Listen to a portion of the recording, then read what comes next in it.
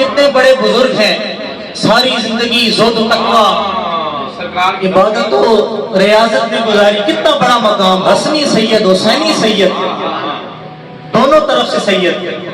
اور اتنا بڑا مقام، اور اس کے باوجود آپ فرما رہے ہیں ایمان کی سلامتی کی دعا کر رہے ہیں کہ مجھے نہیں معلوم کہ میرا ایمان پر خاتمہ ہوگا یا نہیں ہوگا۔ یہ اس لیے فرما رہے ہیں کہ میرے مریدوں، میرے ماننے والوں، تم بھی اپنے اعمال کے تکبر میں نہ رہنا،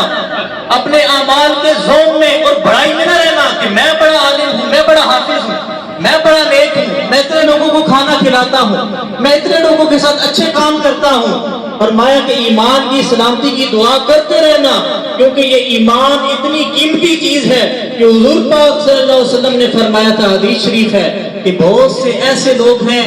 جو ساری زندگی کام ایسے کرتے ہیں جیسے جنتیوں والے کام ہیں،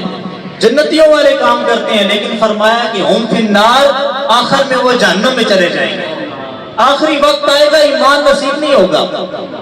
اور کچھ لوگ ایسے ہیں، بہت سے لوگ ایسے ہیں کہ جو کام تو جہنمیوں والے کرتے ہیں، لیکن جب آخری وقت آتا ہے اللہ تبارک و تعالیٰ انہیں ایمان کی دولت سے سرفراز فرما دیتا ہے۔ اور یہ لوگ کون ہوتے ہیں جنہیں آخری وقت میں ایمان مل جاتا ہے؟ اور وہ لوگ جنہیں آخری وقت میں ایمان کی دولت ان سے سلب کر دی جاتی ہے، یہ وہ لوگ ہیں جو اولیاء کرام اور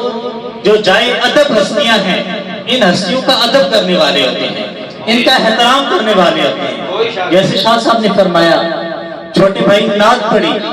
حضور پاک صلی اللہ علیہ وسلم کی تعریفات میں، آپ کے ادب میں، سیدہ بی بی پاک سلام اللہ علیہا، حضور کی باقی بیٹیاں، آپ کے صاحبزادگان، آپ کے اصحاب، آپ کے صحابہ کرام، آپ کے اہل بیت اطہار، آپ کی ازواج، آپ کے گھر والے، آپ کے در والے،